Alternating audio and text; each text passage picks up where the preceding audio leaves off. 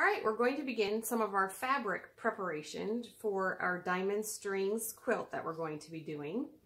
And if you've chosen to get quarter cuts of fabric, which is 1/4 yard width of fabric, you can see that it's folded here. One thing that I found very helpful when working with strings or strips of fabric is to have shorter pieces. So I suggest going ahead and trimming down, or just trim off that fold, the fold lines here. I'm just going to cut that off so that I have, whoops, I will now have these in sections, and when I cut my strips from here, they'll just be easier to work with. Okay, so I'm just going to keep one to use now, and then I'm going to just kind of put away the other half for right now. And if you have a fat quarter, that works too. We'll just cut the strips from the side, but it is much easier to work with a shorter length of fabric when we're making our strips. Okay.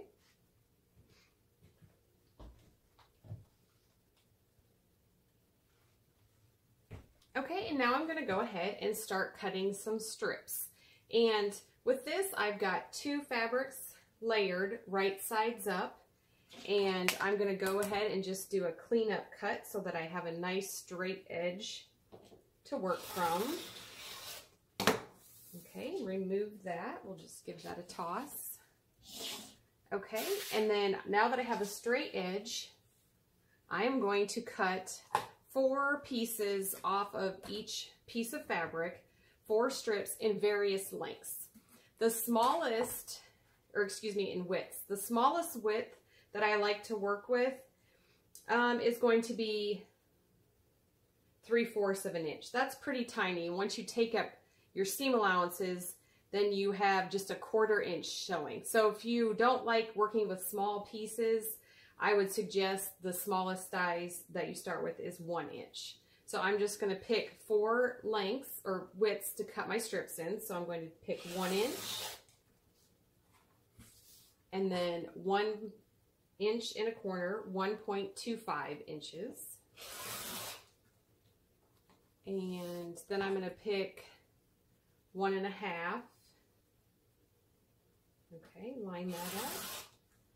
And then I'm going to go 2 inches. 2 inches is about the largest width that I like to work with on this project, just because our block sizes are 6x9. They're fairly small blocks, and if you have larger strips, you just don't have as much variation or strips within your block. So that's why I tend to keep them 2 inches or less. And so this that we are not going to be using for our strips, we'll just put that away for now. And then I have my various strips that I have cut, and these are now ready to sew into the quilt.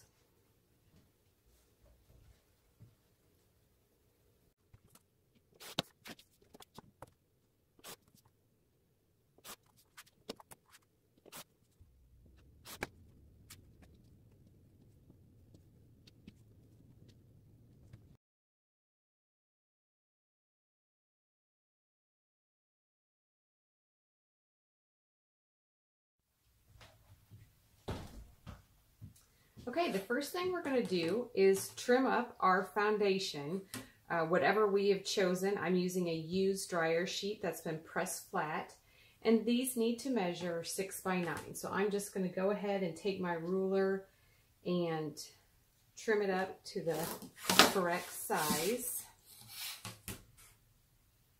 And the dryer sheets are a little bit hard to see, so I do like having the darker cutting board behind it. I can kind of see it a little bit better, but we're just kind of doing a rough cut to trim it up.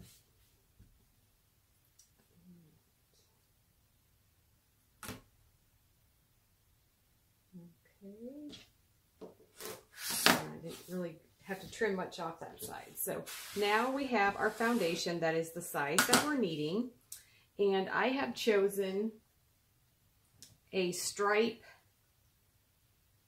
fabric as my background, and this will go through the center of all of my blocks.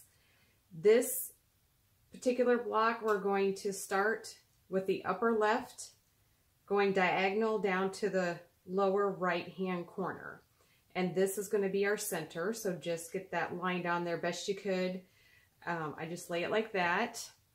And then we're going to grab our first strip, and I'm choosing a light colored strip because it is going to show up really nicely against the striped print. I definitely want a contrast there. If it's too close, if I picked a, let's just pick this darker gray, it might not pop as much and be as much of a contrast, because I really want these blocks to show the diamond, which is going to be the striped fabric. So I'm going to choose a lighter fabric. And what I've done is on this board, I've used actually as a cookie sheet. I just went ahead and laid out all my strips kind of in color order, but you don't have to. I just kind of like to pick and choose. I've got lighter to darker because I do want to use a lighter on this first set. So we're going to go ahead and just line that up. Right sides on the center strip is facing up towards me. And then I'm going to take my strip, and it is overhanging, it overlaps the foundation. So you can see it hangs over, and this strip is longer. I'm not going to pre-cut it. I am going to use a few pins just to hold this in place, mainly to keep this center part from shifting. And I've lined up that edge, right sides together.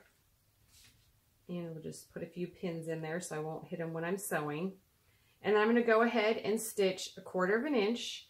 I am going to decrease my stitch length, especially you'll want to do that if you are using a foundation that's a paper. That would be something that you have to tear away. You definitely need a shorter stitch length so that it perforates your foundation, so it'll be easier to come off. But I do like it just a little bit tighter. And then I am going to use the dryer sheets, and I'm going to leave those in.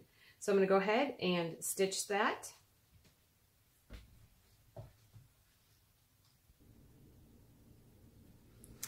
Okay, we're at the sewing machine, and we're going to go ahead and stitch. Once it's turned on, that definitely helps. We're going to stitch 1/4 inch away from the edge of my pieces here. Just going to remove that pin. Okay, and I want to sew off of my foundation piece. So this, you can maybe see from the back side, this piece overhangs the foundation, and then I can go ahead and just randomly trim off my extra and remove this pin. And then we're going to go ahead and press this piece. Now here you can finger press, you can take it to an iron and press it. I'm going to use this little roller. The seam roller is super handy. Okay. And then I'm going to take my next piece, which I have chosen a gold strip, and I'm going to line that up, same thing, right sides together, matching up the edge of my strips, the edge of the center strip, and I've got it overhanging beyond the foundation. And we're just going to go ahead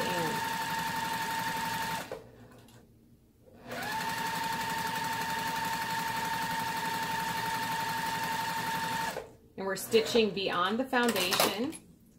And then I'm just going to lift up my fabric, trim it off. This is just a rough cut, and that's fine because we're going to trim up the block later. And again, I can finger press this as such. I'm going to go ahead and just roll it a little bit. Okay. And then we're just going to keep going, adding strips of our fabric until we've covered the whole dryer sheet or the whole piece of our foundation.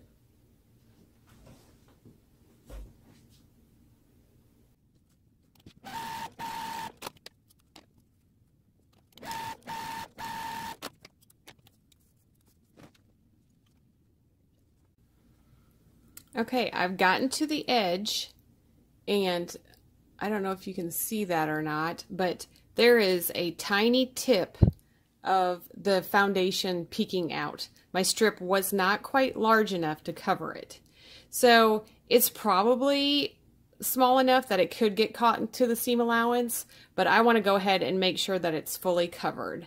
So what I'm going to do is take another strip, and I'm just going to go ahead and place it right on this strip and just kind of check it to make sure it overlaps.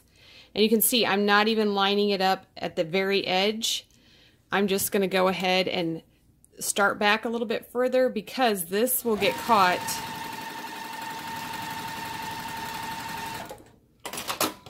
All right, then when I go ahead and flip that over,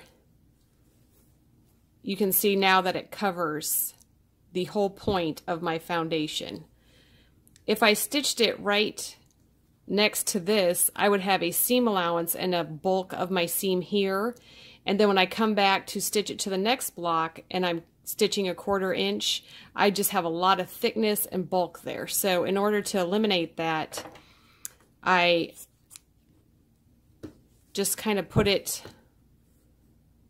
I've set it back a little bit farther so that when I flipped it over, it's definitely covering the corner of that foundation. Now what I can do, if I don't like to have all that bulk in there, I'm going to pull my foundation back and just take my scissors and trim off this so that it matches that other seam, or it matches along the edge of this strip. And then when I flip it over, I have less bulk and I've captured the corner, and it's definitely overhanging, which is what we're looking for. Okay, all we have left now is to trim up our blocks, and you can see my pretty pile of neatly laid out strips is no longer. After digging through it to come up with each block, you'll kind of have a mess like that. That's okay. The smaller strips I may put into a bowl and then use those when I get to where I just need smaller pieces, and save the longer pieces when I'm stitching closer to the center. As you can see, those are going to be longer. So to trim this up, I'm going to flip this over, and I don't know if you'll be able to see the dryer sheet, but I can see the outline of it. And I'm going to take my ruler, and I know that my size needs to be 6 by 9. So I'm going to go ahead, and now my dryer sheet did kind of sink into the center a little bit. It's not in certain places because of the stitching. It may have like pulled it in a little bit. It's not quite 6 inches, but I do want my block to be 6 by 9. So I'm going to go ahead and trim it according to the 6 inches on the ruler, and we'll just take all those little pieces away, and it's fairly close. You can see the dryer sheet there, and flip it, and we're going to do 6 inches on this side. Okay, and just throw those away. Okay, looking good. Now we just have to trim up the 9 inches. So I'm going to go ahead and start. I'm going to line my ruler up, and I'm going to go on the edge of my dryer sheet there. And then here I'm going to come back and trim it so that it's at the 9 inches here. The line of 9 is on this side, and trim off those extras. There, we have our perfectly sized block that has been, all of our strings have been stitched down. The reason that we do a foundation in this particular block is all of these edges are actually now on the bias. So they are going to be stretchy, and if you did all of, just sewing pieces of the fabrics together without a foundation and you got out to the edges, and after you trim that up, they could stretch all out of shape, get all wonky. So the foundation keeps all those bias edges neatly in place exactly where we want them to be. Then when we go ahead and add our next blocks together, everything's going to line up because nothing has shifted out of place. It's tacked down to that foundation and it's the exact size that we need. So all those bias edges are going to stay nice and flat. Okay.